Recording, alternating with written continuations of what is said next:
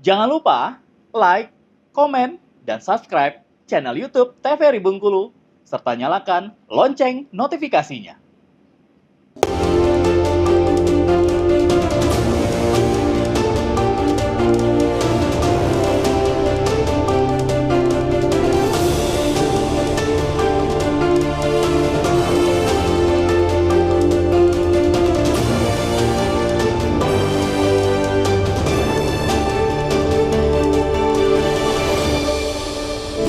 Ya, pemirsa TVRI Bengkulu, Anda kembali menyaksikan Brendo, masih bersama saya Afriko Zuhri, dan tentunya pada hari ini membahas tema terkait dengan opsi pajak kendaraan bermotor.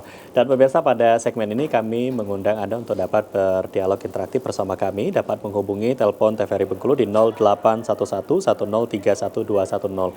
Sekali lagi kami mengundang partisipasi Anda untuk dapat berdialog interaktif bersama kami di 081110331210. Baik pemirsa, kita lanjutkan perbincangan pada hari ini berkaitan dengan opsi pajak kendaraan bermotor bersama Pak Anzuri Tawakal dan juga Bung Solehin.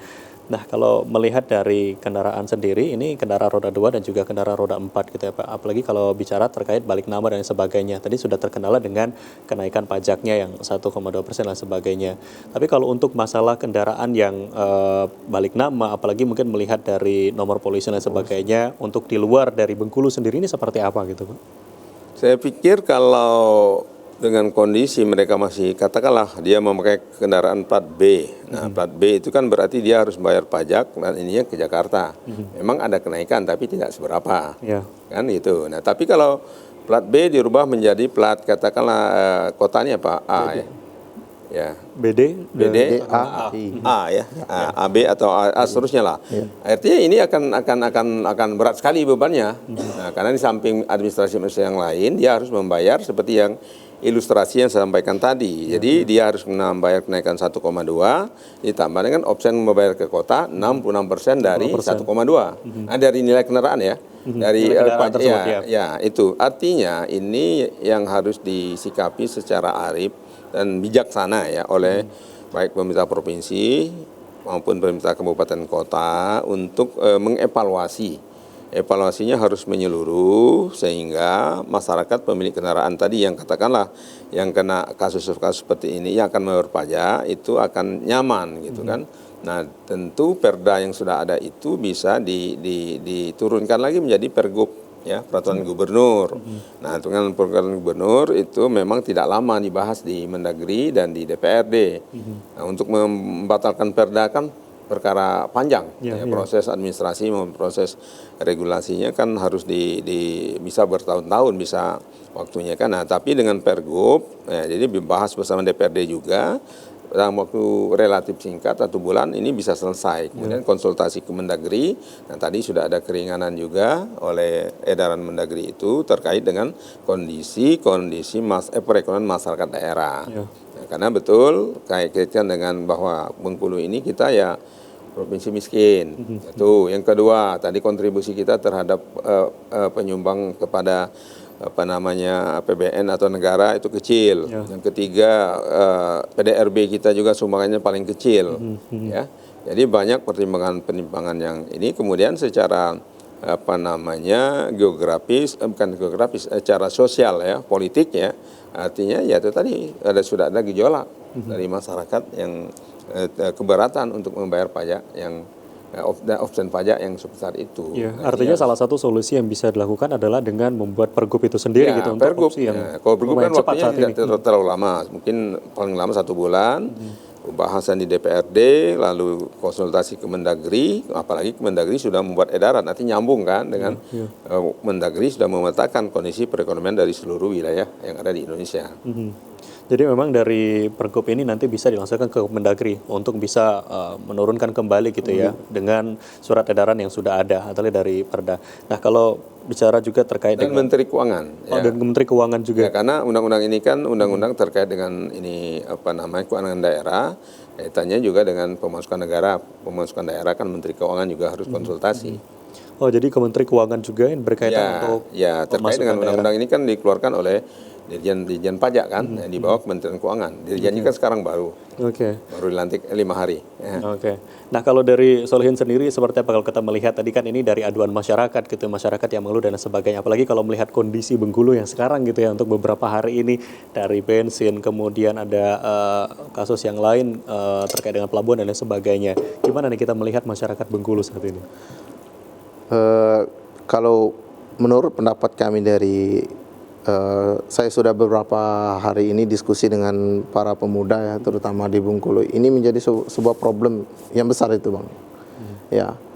Yang menjadi pertanyaan kami, ya kenapa pemerintah daerah itu terlalu terburu-buru mengeluarkan surat edaran itu, sehingga Bapenda mengeluarkan bahwasanya kenaikan pajak itu sebesar 1,2%. Ya.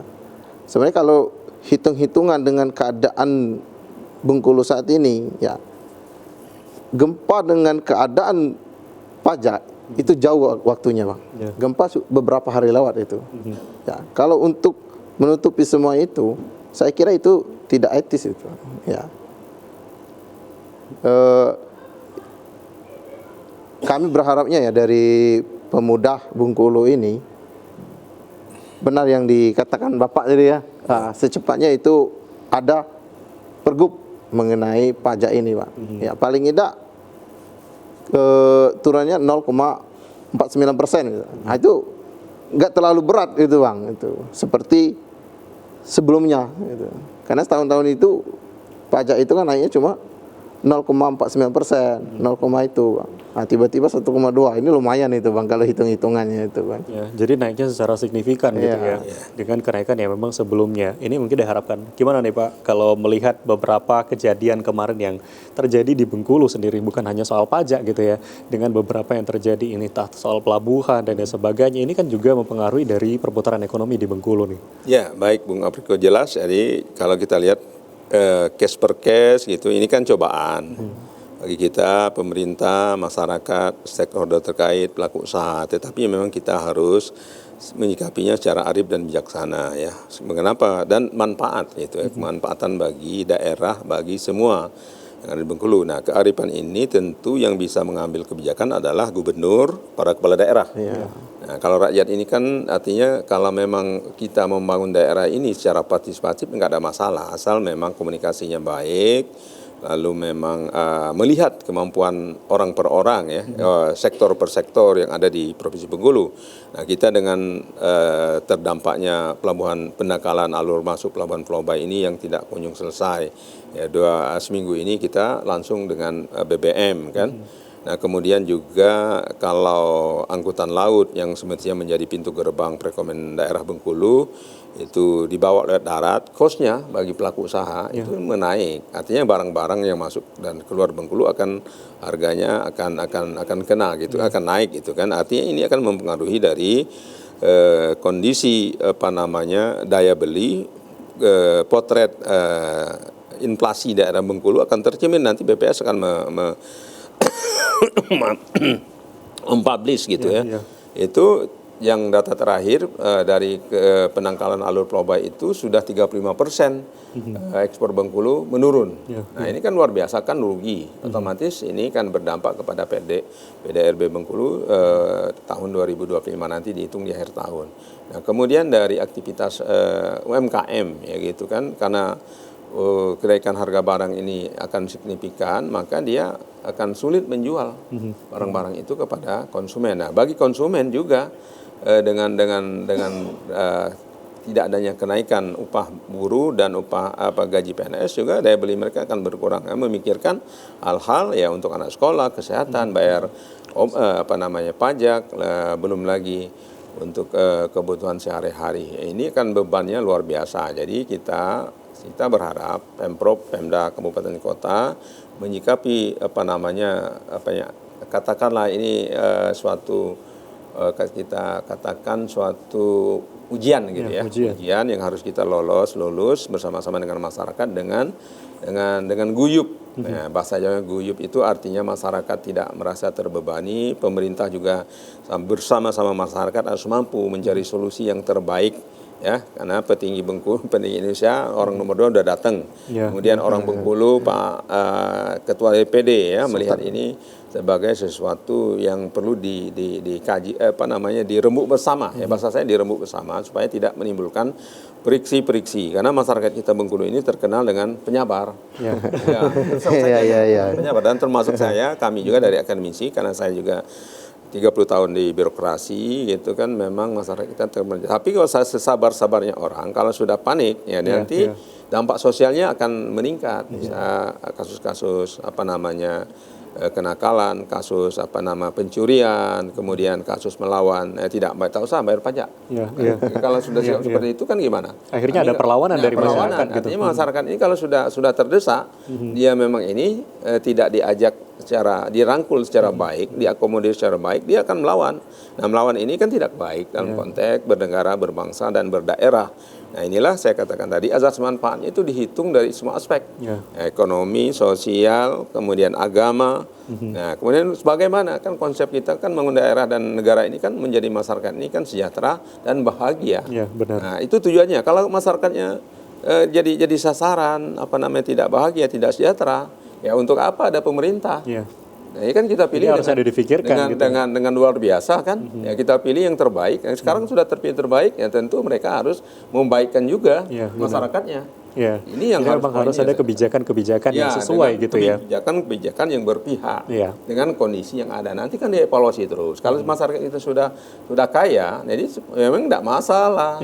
Nah, kalau pendapatannya kata-kata SN ini rata-rata 15 juta gitu sebulan, nah, tidak masalah. UMKM pendapatannya 10 juta rata-rata di atas UMR. Ya nggak kecil lah membayar pajak 2 juta itu. Ya, memang harus dipikirkan bagaimana kesejahteraan dari masyarakat itu sendiri. Bagaimana membahagiakan masyarakat ini, tanggung jawab pemimpin yang adil, pemimpin yang berpihak kepada masyarakatnya. Jangan melihat hanya di angka-angka analisis di undang-undang. Benar, jadi memang harus dilihat bagaimana kondisi dari masyarakat ini untuk masyarakat bahagia dan sejahtera. Kita akan break, nanti kita lanjutkan kembali.